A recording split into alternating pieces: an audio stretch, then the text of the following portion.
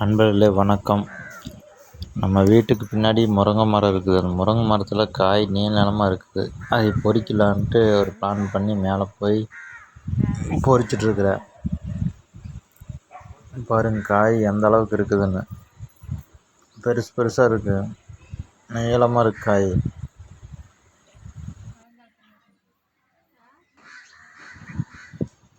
காய் பாருங்கள் எந்த அளவுக்கு இருக்குன்னு பாருங்கள்.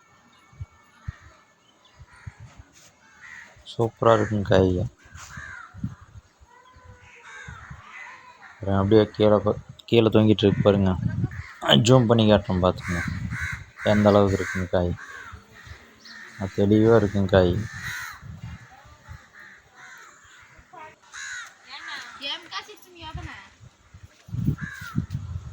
பாருங்க காய் பாருங்க.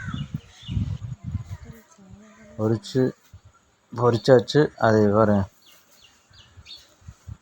கட்டி வச்சிருக்குது. அது என்ன பண்ணுறதுன்னா அடுத்து எடுத்துகிட்டு சந்தைக்கு போகிறது. சந்தைக்கு கொண்டு போய் கொடுத்தா துடியலூர் சந்தைக்கு இன்றைக்கி போகிறேன் வாடகைக்கு. அந்த வாடகைக்கு போகிறதுல கொண்டு போய் என் பாட்டிக்கு கொடுக்குறேங்க. கொடுத்து அவங்க சந்தையில் விற்றுருவாங்க. பாருங்க லோடு ஏற்றிட்டுருக்குறோம்.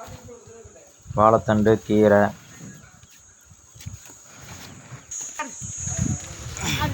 நல்லா ஃப்ரெஷ்ஷான காய்க, கீரைங்க எல்லாமே. பாருங்கள் வாழைத்தண்டு பொரியல் பண்ணுறதுக்கு. இது என்னன்னு தெரியுதுங்களா? கள்ளிப்பழம் அப்படின்னு சொல்லுவாங்க. உங்களுக்கு தெரிஞ்சால் சொல்லுங்கள் அது என்னன்னு. நான் பார்த்தது எனக்கு தெரிஞ்சது அது கள்ளிப்பழம்.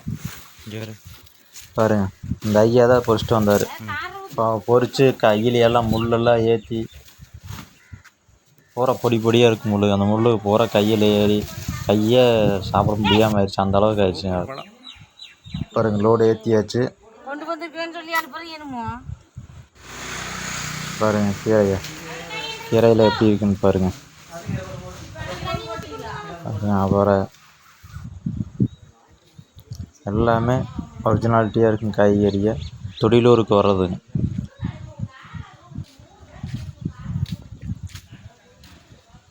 பாருங்கள் அவ்வளோதான், ஏற்றியாச்சு. இன்னும் அடுத்தது கிளம்ப வேண்டியதுதான். நன்றி வணக்கம்.